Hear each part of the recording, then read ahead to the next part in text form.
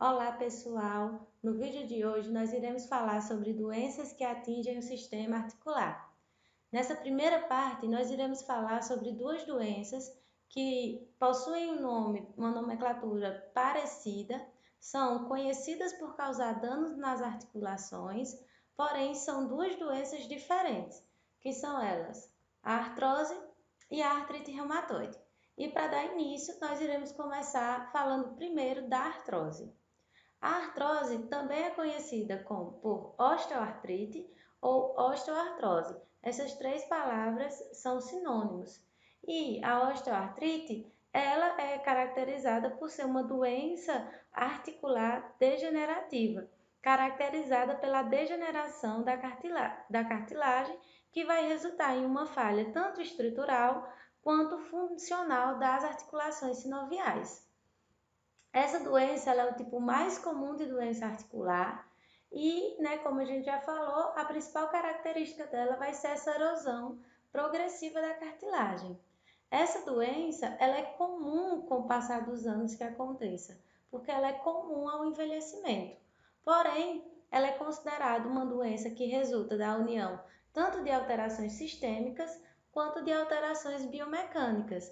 E nós iremos falar agora um pouquinho sobre cada um desses tipos de alteração. Dos fatores sistêmicos, nós podemos elencar alguns fatores, como a idade, como eu falei, com o passar dos anos, é comum que aconteça a perda dessa cartilagem, a degeneração dessa cartilagem. O sexo, essa doença ela é mais comum de acometer mulheres do que homens, e também existem as diferenças relacionadas à localização onde essa osteoartrite ela vai se instalar. É mais comum que nas mulheres os joelhos e as mãos sejam afetados, e nos homens é mais comum que essa doença ela afete os quadris. A etnia, alguns estudos demonstram que em afrodescendentes é mais comum o número de casos dessa doença. Vai ter influência também de fatores genéticos, de fatores hormonais, principalmente ligados à menopausa feminina, fatores metabólicos, fatores nutricionais.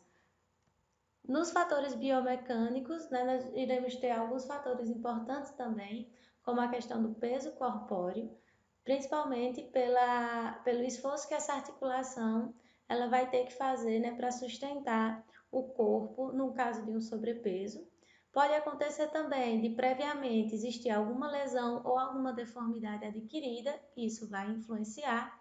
Fatores ocupacionais, principalmente ligados a trabalhos repetitivos, as práticas esportivas que acabam às vezes exigindo demais de determinadas articulações, e a potência muscular, que ajuda a não sobrecarregar tanto assim as articulações. Agora nós iremos falar um pouco sobre como acontece o desenvolvimento dessa doença, como é a patogênese da osteoartrite. Durante muito tempo, essa doença ela foi definida como uma alteração patológica, desordenada, articular e que era inevitável com o passar do tempo. Porém, hoje em dia sabe que isso é uma simplificação dessa doença.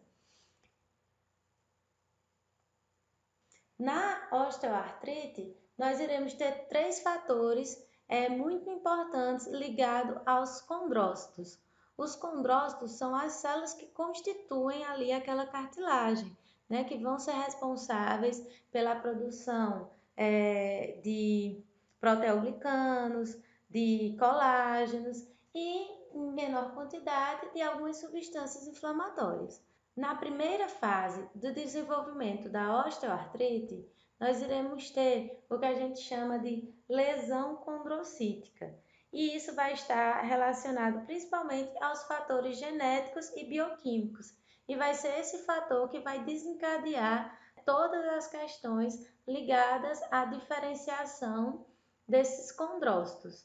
Na segunda fase, a gente tem um aumento da atividade dos condrócitos. Esses condrócitos, eles até podem se proliferar. E aí você fica pensando, como que eu tenho uma perda da cartilagem e numa fase eu vou ter um aumento da atividade dos condrócitos. Eles aumentam sua atividade, aumentam até de número, só que eles mudam o seu funcionamento. Ao invés de, nesse momento, eles estarem focados na produção de proteoglicanos, de colágeno e etc., eles começam a produzir mais fatores inflamatórios, certo? E a atrair, né, células causadoras de inflamação ali para aquela região das articulações. E aí se instaura depois a terceira fase, que é quando começa a ter já uma diminuição desses condrócitos. Nessa fase, já vai ter os processos inflamatórios, então o paciente já começa a sentir algumas características relacionadas à inflamação causada pela doença, e nessa hora esses condrócitos eles começam a desaparecer. Outros podem se transformar, né, em outras células, como por exemplo células ósseas. E esse processo ele vai levando ao desgaste da cartilagem. E aí vai aparecendo, né, todos os sinais ligados à osteoartrose, à osteoartrite, que é esse desgaste da cartilagem.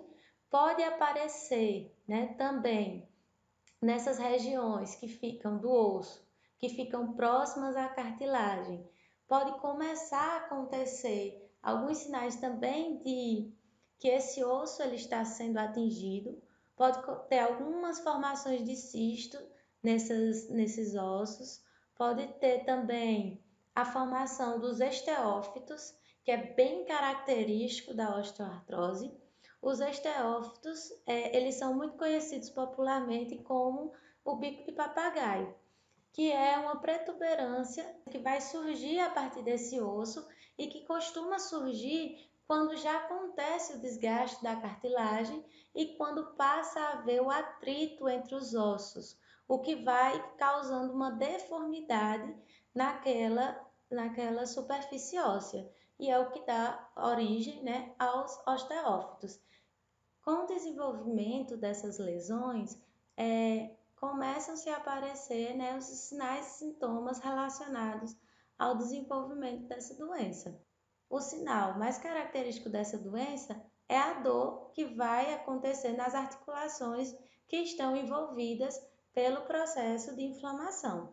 Não é comum da osteoartrose que ela cause danos em muitas articulações, né? E geralmente algumas articulações elas são mais afetadas do que outros, como o que acontece com as articulações do quadril, né? A articulação do joelho, que é muito comum também de acontecer esse processo.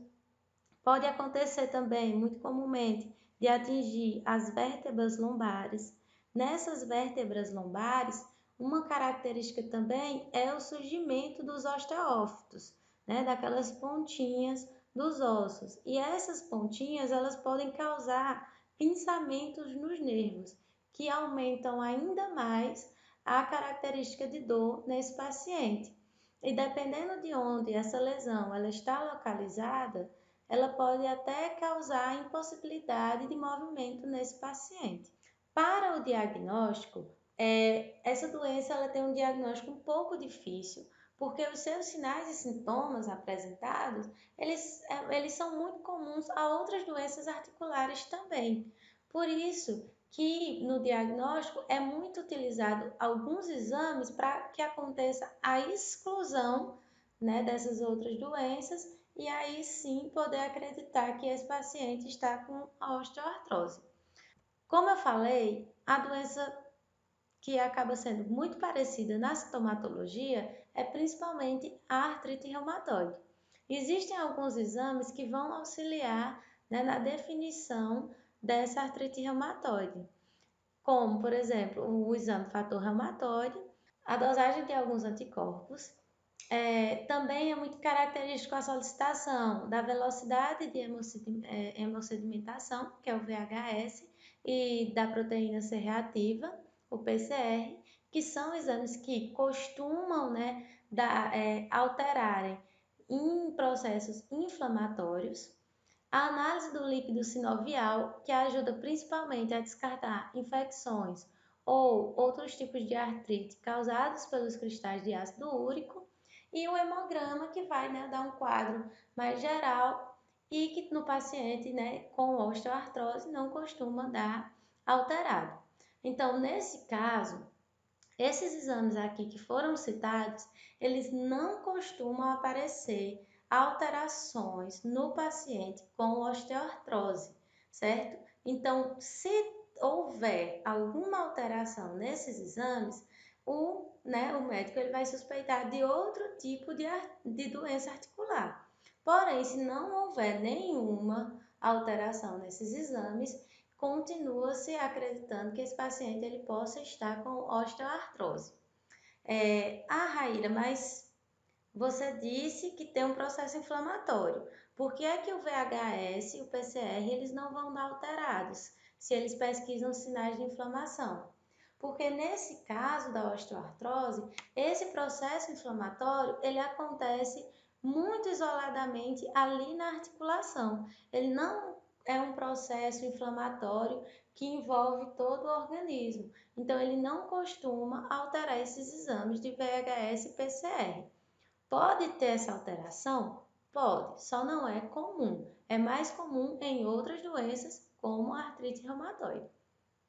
Outros exames que podem auxiliar no diagnóstico são os exames de imagem, como a radiografia, a tomografia computadorizada e a ressonância magnética. Todos esses exames, eles vão tentar visualizar principalmente a característica principal da osteoartrose, que é a degeneração da cartilagem. Então, esses exames de imagem, eles vão auxiliar, né, nesse diagnóstico, juntamente com os sinais e sintomas apresentados pelo paciente e muitas vezes com a exclusão de outras doenças. Agora a gente vai falar um pouquinho sobre a doença que costuma ser confundida, né, que pode ser um pouco confundida com a osteoartrose, que é a artrite reumatoide.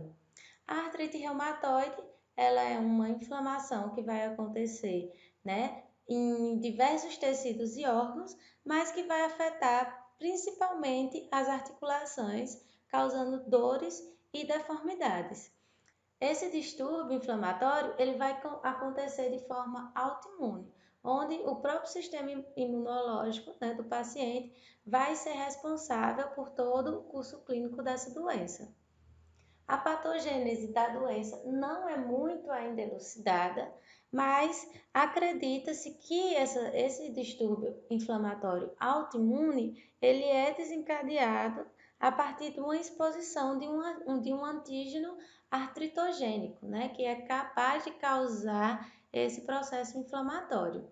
E as articulações, que geralmente elas são acometidas, né, por esse distúrbio inflamatório, elas vão apresentar aqueles sinais, sintomas característicos da inflamação, que é o edema, elas vão ser mais quentes, dolorosas e, né, como uma característica, elas serão um pouco mais rígidas pela manhã. A artrite reumatoide, ela vai ter uma característica muito importante na articulação, que é a formação do pânus. O pânus é um exudato inflamatório que é produzido nessa membrana aqui.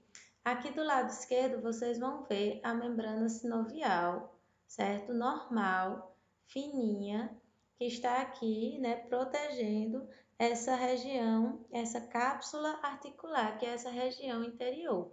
E aqui do lado direito, nós vamos ter uma articulação com a artrite reumatoide e dá para se perceber, né, o quanto esse pânus ele vai ficar aumentado com o exudato inflamatório que vai ser produzido por todas as células inflamatórias que vão estar envolvidas no processo da artrite reumatoide e que a gente vai falar um pouquinho no próximo slide. A imunopatogenia da artrite reumatoide, ela ainda não está muito bem definida, né, como a gente já falou, mas tem algumas características que elas já são conhecidas. A primeira delas é que acredita-se, né, que tudo se inicia com a exposição de um antígeno, que pode ser um vírus, algum antígeno desconhecido, uma bactéria, e nesse antígeno ele será capturado por uma célula apresentadora de antígeno e essa célula apresentadora de antígeno irá apresentar esse antígeno a um linfócito TCD4. Esse linfócito TCD4 ele vai agir de três principais maneiras. Ele vai ativar as células B, né, para essas células B se diferenciarem do plasmócito e iniciarem uma formação de anticorpos. Ela pode ativar os macrófagos para iniciarem aquele processo inflamatório, né, com a liberação das citocinas, e elas podem recrutar outros leucócitos para aquela região. Independente do caminho que vai ser tomado, todos esses fatores eles vão contribuir para a formação daquele pânus, né, que a gente já falou, por estarem próximas às articulações. Muitas vezes os ossos também eles vão ser afetados, então pode acontecer uma destruição óssea, vai acontecer também uma destruição da cartilagem e pode acontecer o processo de fibrose pelo processo inflamatório que vai estar acontecendo e a anquilose. A anquilose é uma rigidez completa ou parcial de uma articulação devido à aderência e rigidez dos ossos dessa articulação. Então, o que é que isso significa? Após a degradação, né, dessa cartilagem e através dos processos de cicatrização, muitas vezes no paciente acometido por artrite reumatoide, os ossos eles acabam se unificando e aí o paciente ele perde a capacidade de movimento daquela articulação. E isso pode causar, né, dores muito intensas que costumam demorar por muito tempo e que muitas vezes, para se corrigir o problema, é preciso passar por um processo cirúrgico. Para o diagnóstico da artrite reumatoide, também ainda não existe um exame específico, né? Vão ser observados algumas características, mas também existem alguns exames que eles podem ser feitos e que auxiliam. Como característica, nós temos a rigidez matinal, a artrite em 3 ou mais articulações. A artrite nas articulações das mãos é muito comum na artrite reumatoide. E outra característica é que essa artrite ela costuma ser simétrica. Então, elas aparecem, né, simetricamente no corpo. A formação dos nódulos reumatoides, esses nódulos também, principalmente nas mãos, é bem característico, mas pode acontecer em outras articulações. E como exames laboratoriais, nós temos o fator reumatoide sérico, existe também a dosagem do anticorpo antipeptídeo citrullinado cíclico, que é chamado de anti-CCP, e como exame de imagem, as alterações radiográficas, né, que são típicas da artrite reumatoide. O fator reumatoide sérico e o anti-CCP, eles são dois exames laboratoriais que são muito utilizados, mas eles precisam estar associados com a sintomatologia, porque existe uma parte da população saudável que pode apresentar, né, a reação desses exames, mesmo assim não possuírem a doença, não estarem acometidos por essa doença. Então é importante a associação com outras características, né, e com os exames radiográficos também. Algumas características elas vão auxiliar na diferenciação da artrite reumatoide para a osteoartrite. Eu trouxe aqui essa imagem, né, que representa alguns desses pontos. O primeiro ponto é a questão da inflamação. Os sinais de inflamação eles estão muito mais presentes na artrite reumatoide do que na osteoartrite. Na osteoartrite, a principal característica vai ser a perda da cartilagem entre as articulações. Na artrite reumatoide também é comum o enfraquecimento ósseo pelo ataque do sistema imunológico, o que não costuma acontecer na osteoartrite, porém na osteoartrite esse atrito que vai acontecer entre os ossos pode gerar alguns cistos ósseos e como características os osteófitos, né, que a gente já falou, que é aquele conhecido por bico de papagaio, que é aquela protuberância que pode acabar surgindo a partir do atrito entre os ossos. A artrite reumatoide, ela é uma doença autoimune, já a osteoartrite, ela é uma doença que vai envolver fatores sistêmicos e biomecânicos. A artrite reumatoide, ela costuma ser simétrica, certo? Quando atinge uma articulação em um lado, ela costuma atingir também a mesma articulação em outro, o que não é comum acontecer na osteoartrite, certo? Geralmente acontece a assimetria. Na artrite reumatoide, vai existir a dor, o endurecimento e a inflamação. Na osteoartrite, é mais comum a dor e o endurecimento. Como a gente já falou, esses sinais inflamatórios, eles não vão ser tão agudos quanto na artrite reumatoide. E na artrite reumatoide, tanto na artrite reumatoide quanto na osteoartrite, a gente vai apresentar uma rigidez matinal. Mas o que é que vai ajudar na diferenciação? Na osteoartrite, essa rigidez ela dura menos do que 30 minutos. E já na artrite reumatoide, essa rigidez ela costuma durar mais que 30 minutos. E isso ajuda muito a identificar, ou pelo menos ter uma suspeita, né, de se é uma doença ou é outra. Pessoal, o que a gente tinha para falar sobre artrite reumatoide e osteoartrite hoje era isso. Então, espero que vocês tenham gostado e até a próxima aula.